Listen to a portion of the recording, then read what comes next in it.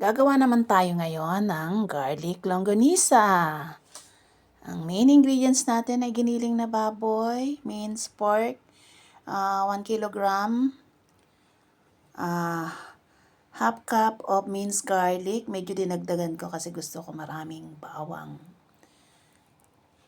2 teaspoon salt, 1 teaspoon ground black pepper, 2 tablespoon ketchup, pwedeng banana o tomato ketchup, and 2 tablespoon oyster sauce, 2 tablespoon flour o harina, and half cup of brown sugar. Mas darker, mas maganda. Madali. Ang una nating gagawin ay ihalo lang lahat ng ingredients. No, ilalagay ko yung salt,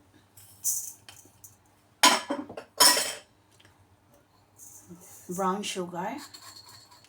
Nakalimutan kong bumili ng ng pangkulay. Tapos bawang, yung aniseto seed powder o atsuete. Pero kahit walang kulay, okay na. Ito ang 2 teaspoon na paminta, oysters,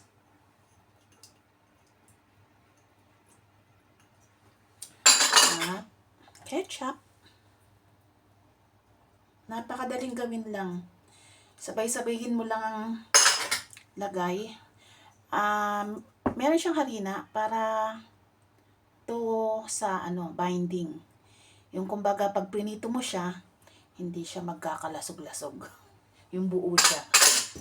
Tapos haluin lang mabuti lahat ng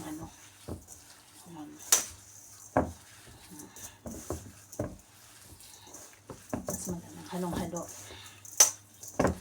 Yan. Kita nyo na. Ganun lang kadali.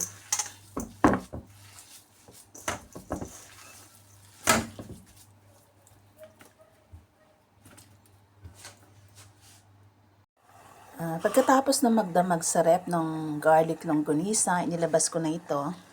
Siya. Very firm na yung kanyang pagkakahugis. At sinimulan ko nang iprito yung 3 sample. Ayan.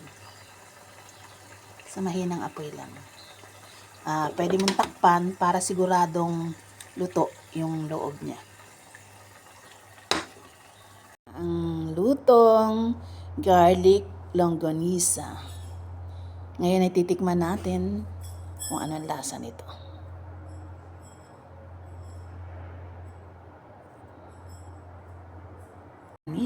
Tikman natin ngayon kung anong lasa nito, no?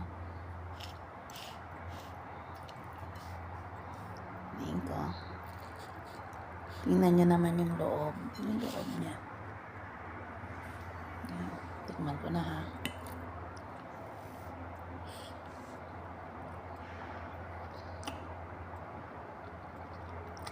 Ang sarap. Hindi ako nagbibiro, Hindi ko sinasabi to dahil akong gumawa. Pero masarap talaga. Yummy. Ano pang hintay nyo? Gawin nyo na ito. Napakasimple lang.